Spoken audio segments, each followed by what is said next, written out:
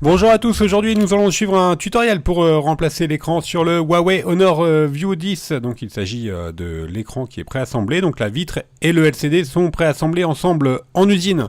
Vous retrouverez le produit en vente sur notre site internet, il vous sera livré avec le patron universel dédomontage pour vous aider à repositionner toutes les vis et les éléments que l'on va enlever durant cette réparation. N'oubliez pas également de commander le kit d'outils numéro 5 spécialement sélectionné pour remplacer l'écran sur le Honor View 10. Vous le retrouverez en option sur le site internet. Vous retrouverez également le kit de réparation qui comprend la pièce détachée, le kit d'outils et le patron en version adhésif. En commandant ces pièces sur notre site internet, vous bénéficiez d'une assistance technique gratuite par chat, par téléphone et également par email, et vous bénéficiez également de 10% de remise avec le code YouTube. C'est une réparation qui est assez longue, il faut compter 1 heure et la difficulté est notée 3 sur 5 sur notre site internet. Bien sûr, comme avant chaque réparation, pensez bien à vérifier le numéro de votre modèle, le Huawei Honor View 10, le numéro de modèle, il est situé au dos, il doit correspondre à BKL-L09, et pensez également à bien éteindre votre téléphone, évidemment, avant de commencer la réparation. Il nous reste juste à éjecter la rack des cartes SIM et micro SD qui est situé sur le côté. Vous retrouverez bien sûr l'outil d'éjection dans le kit d'outils. Et ensuite, on va pouvoir commencer la réparation. Dans la première étape, on va devoir retirer la coque arrière. Alors la coque arrière, elle est maintenue par deux vis Torx 2. Donc qui sont situés à droite et à gauche du connecteur de charge. Vous retrouverez le tournevis Torx évidemment dans le kit de réparation. Pensez bien par contre à bien repositionner les vis sur le patron dédomontage qui vous a été fourni avec votre commande afin de ne pas les mélanger. Vous allez voir, il y a différentes empreintes de vis sur le téléphone. Une fois que l'on a retiré les deux vis Torx 2, on va utiliser le médiator en métal. On place le médiator en métal entre la coque arrière et le châssis de l'écran et on va simplement faire levier. Avec le médiator, voilà, on fait levier sur plusieurs points pour pouvoir déclipser la coque arrière. Alors vous allez voir, c'est assez spécial. En fait, l'écran, il va venir avec la carte mère et la coque arrière va rester en un seul tenant. C'est une conception qui est assez peu commune. On finit de déclipser la coque arrière en utilisant le médiator en métal ou éventuellement le levier en nylon. Voilà, il nous reste juste à déclipser la coque. Et on va pouvoir mettre la coque arrière de côté et on va s'intéresser au bloc écran. Voilà, pour la coque arrière, on la met de côté et on s'intéresse ensuite au bloc écran dans la deuxième étape où l'on va déconnecter l'écran. Alors pour cela, on va commencer par enlever les 4 vis cruciformes qui sont au bas. Excusez-moi, il y en a 5, et 5 vis cruciformes qui maintiennent le bloc haut-parleur.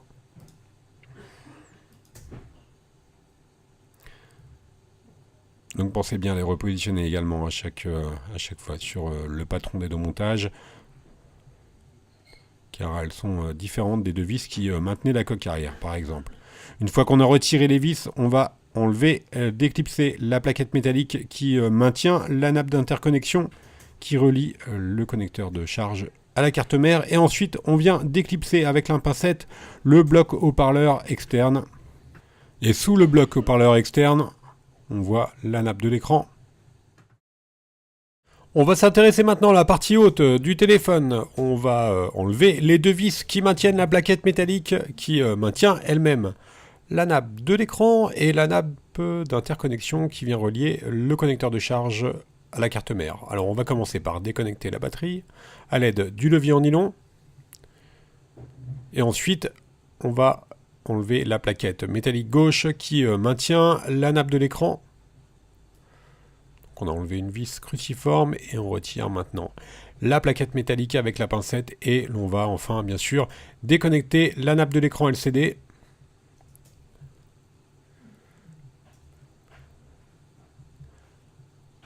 On va maintenant pouvoir s'intéresser à l'écran en lui-même. Alors il va falloir chauffer l'écran pour le décoller. Bon, pour chauffer l'écran, on a deux solutions. La première solution, c'est d'utiliser le coussin chauffant. Il est vendu en option sur notre site internet. Il suffit de le placer 1 à 2 minutes au micro-ondes et ensuite on vient l'appliquer directement sur l'écran, ce qui aura pour effet de ramollir la colle et de pouvoir décoller l'écran plus facilement. Ça, c'est pour la première solution. Vous avez une deuxième solution qui va être d'utiliser soit un décapeur thermique ou un sèche-cheveux. Donc on va passer le sèche-cheveux ou le décapeur thermique sur tout le contour de l'écran pour pouvoir chauffer la vitre et ainsi ramollir la colle qui maintient l'écran au châssis intermédiaire. Donc attention au sèche-cheveux ou au décapeur thermique, hein, pas à plus de 80 degrés, notamment pour le décapeur thermique.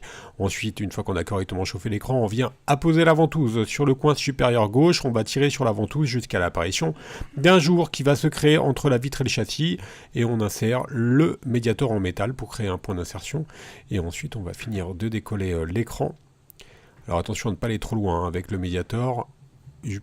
Voilà, on a mis le levier orange pour vous montrer, allez, environ à 3 ou 4 mm, juste de profondeur pour décoller l'écran. Une fois qu'on a créé le point d'insertion, donc on remplace le médiator en métal par le médiator en plastique et on va faire glisser tout simplement le médiator en plastique sur tout le contour de l'écran pour pouvoir décoller l'écran du châssis. Voilà, on le fait glisser. Alors sur la partie droite, latérale droite, sur la partie haute. Si jamais vous voyez que vous avez un petit peu de mal à faire glisser les médiators pour décoller l'écran, il suffit juste de réchauffer le point sur lequel vous avez un petit peu de mal à passer le médiator. Nous, c'est notre cas sur la partie supérieure gauche. Donc on réchauffe et ensuite on va faire glisser le médiator. Alors, on a libéré la partie latérale droite. On s'intéresse maintenant à la partie gauche. Une fois que vous avez fait tout le contour, donc le haut, la partie droite et la partie gauche, pas le bas, on va glisser la carte sur toute la largeur du téléphone en la faisant glisser à partir du haut. Voilà, on l'insère sur la partie haute du téléphone et ensuite on va glisser la carte. Alors faites bien attention à bien passer la carte sous l'écran LCD. Vous voyez là on a fait un petit zoom. Il y a deux couches hein, bien sûr. Il y a la vitre et en dessous vous avez l'écran LCD. Il faut passer la carte sous la vitre et sous l'écran LCD. Une fois qu'on a correctement passé la carte jusqu'en bas, il ne nous reste plus qu'à relever l'écran vers nous pour pouvoir finir de décoller la partie basse du téléphone. Voilà pour la partie basse. Voilà, on le relève tout simplement à 180 degrés. Et vous voyez, on voit la nappe de l'écran. Et il nous reste juste à retirer la nappe de l'écran qui va passer dans le châssis. Et on va pouvoir maintenant dissocier l'écran du châssis intermédiaire. Voilà, donc on a bien enlevé notre écran. On va devoir récupérer quelques éléments sur l'écran et notamment on va récupérer la nappe du bouton Home. Alors il faut savoir que la nappe du bouton Home, elle est connectée sur l'écran. Donc on va enlever le petit adhésif qui maintient le connecteur de la nappe Home. Et ensuite, on va simplement relever le petit clapet à 90 degrés pour pouvoir déconnecter la nappe. Là, on voit le clapet.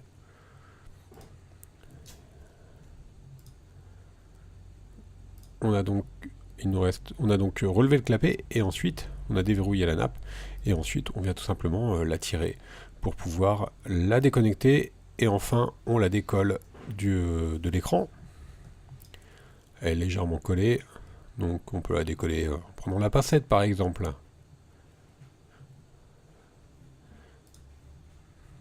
Une fois qu'on a décollé la nappe Home, elle va se libérer toute seule. Vous n'avez plus qu'à la faire passer dans le trou de la nappe Home, tout simplement à l'envers. Alors on appuie dessus et le bouton va sortir, tout simplement. Et le bouton sera bien sûr à récupérer pour mettre sur le nouvel écran. Alors évidemment, nous vous présentons le tuto changement de vitre et LCD seul. Il existe également des LCD avec des châssis qui sont déjà prémontés. Le remplacement est un petit peu plus simple, mais par contre la pièce coûte également plus cher. Vous retrouverez bien sûr tous ces produits en vente sur notre site. Si l'écran que vous avez reçu n'est pas livré avec la grille de l'écouteur qui vient protéger l'écouteur de l'oreille des poussières, il suffit juste de récupérer celle-ci, on chauffe légèrement et enfin on vient décoller avec la pincette la grille de l'écouteur pour pouvoir le repositionner bien sûr sur le nouvel écran. La partie démontage est maintenant terminée, on va passer à la partie remontage. Alors avant de recoller l'écran, on vous conseille de tester le nouvel écran que vous avez reçu. Car effectivement, l'écran, vous avez compris, il va falloir le coller. Et donc avant toute chose, on va le tester. On va remonter bien sûr la grille de l'écouteur. Et ensuite, on va recoller le bouton Home sur son emplacement d'origine. On applique de la colle. La colle, elle est incluse dans le kit d'outils qui est conseillé par Bricophone pour réaliser cette réparation. Donc on applique la colle sur tout le contour. Ensuite, on vient repositionner tout simplement le bouton Home sur son emplacement d'origine. Alors vous inquiétez pas, le bouton Home, il sera maintenu quoi qu'il arrive. Derrière, vous avez vu, il y a l'écran LCD et ensuite il viendra tout simplement se positionner sur le châssis. La manipulation qu'on est en train de réaliser, c'est assez simple. Pour résumer, là, on va remonter l'écran sans le coller, juste pour vérifier le bon fonctionnement de celui-ci. C'est une étape qui est facultative.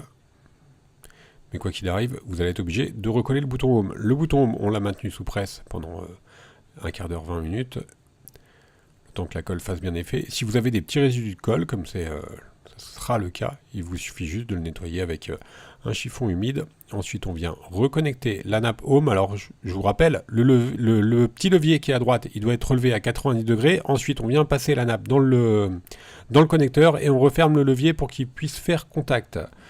On va remettre notre écran sur le châssis du téléphone sans le recoller. Là, c'est juste un test d'écran, d'accord? Donc, on repasse la nappe tout simplement dans le châssis. On vient reconnecter la nappe. Ensuite, la nappe de l'écran. On va reconnecter également la nappe de la batterie. Et sans rien remonter, on va simplement tester le nouvel écran pour voir s'il est fonctionnel. S'il n'y a pas eu de problème au montage, par exemple. On appuie sur le bouton Power. Là, tout est OK pour nous. On va tester le tactile. C'est OK. On va donc pouvoir finaliser le montage. Alors, cette étape de test, elle est bien entendu facultative. On va rééteindre le téléphone en appuyant sur le contacteur du bouton Power.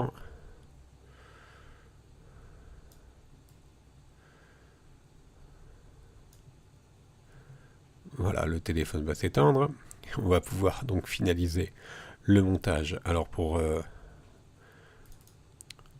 finaliser le montage, on va bien sûr redéconnecter les nappes que l'on avait connectées tout à l'heure.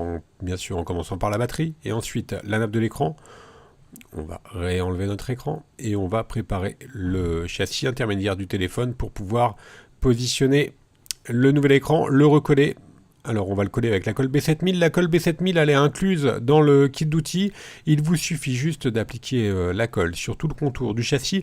Bien sûr, le châssis il devra être au préalable parfaitement propre et nettoyé pour accueillir la colle et pour que la colle puisse faire effet correctement. Donc là on applique la colle sur tout le contour du châssis intermédiaire du téléphone avant de recoller l'écran.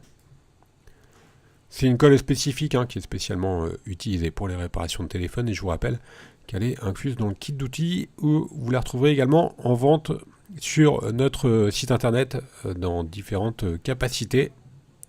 Une fois qu'on a correctement appliqué la colle sur tout le contour du châssis, il nous reste juste à repositionner l'écran sur son emplacement d'origine. On va faire passer la nappe dans le châssis et ensuite on repositionne l'écran. Bien entendu, on va mettre sous presse pendant 20 minutes, une demi-heure. On reconnecte l'écran et ensuite on va reconnecter la batterie. Et tout à la fin, on mettra sous presse une fois qu'on aura repositionné le châssis du téléphone, la coque arrière. On repositionne le bloc haut-parleur qui est maintenu par 5 vis cruciformes. Alors ne traînez pas trop pour remonter le bloc haut-parleur, les protections des nappes, car il faut finaliser le collage. Alors pourquoi on remet la coque arrière? C'est tout simplement ce qu'on doit mettre sous presse ensuite. Donc c'est préférable de mettre sous presse un téléphone qui est entier avec la coque arrière qui protège la carte mère et les différents éléments du téléphone. On remet donc la plaquette métallique de la nappe d'interconnexion haute qui est maintenue par 2 vis cruciformes. Il ne restera plus ensuite qu'à remettre la plaquette qui est à gauche, qui maintient la nappe de l'écran. Voilà pour la dernière plaquette. Alors la vis que vous avez vue juste avant, qui a une empreinte blanche. L'empreinte blanche, c'est tout simplement un capteur d'humidité. Si la pastille a viré au rouge, c'est que votre téléphone a été oxydé ou qu'il a pris l'humidité. On va remettre bien sûr la coque arrière, on reclipse le bloc écran en commençant par le reclipser par le haut. Et ensuite, on vient appuyer sur tout le contour du téléphone pour finir de clipser l'écran au châssis, à la coque arrière. Et enfin, on va remettre les 2 vis Torx que l'on avait enlevées en tout début de tutoriel. Donc rappelez-vous, ce sont des vis Torx et ce ne sont pas des vis cruciformes. Et une fois qu'on a finalisé le remontage, pensez bien à remettre sous presse le téléphone pour que la colle puisse bien faire effet. Ensuite, on vient repositionner bien sûr le rack des cartes SIM et micro SD et la réparation est maintenant terminée. On va faire un petit récapitulatif des produits que l'on a utilisés. L'écran qui comprend la vitre et le LCD, vous le retrouverez en vente sur notre site internet. Le kit d'outils ou alors le kit de réparation. N'oubliez pas que l'on reste joignable par mail, par chat et également par téléphone et que vous bénéficiez de 10% de remise avec le code YouTube. N'hésitez pas à nous suivre sur les différents réseaux sociaux et également à vous abonner à notre chaîne YouTube. Merci à tous d'avoir suivi ce tutoriel et à bientôt pour de nouvelles vidéos.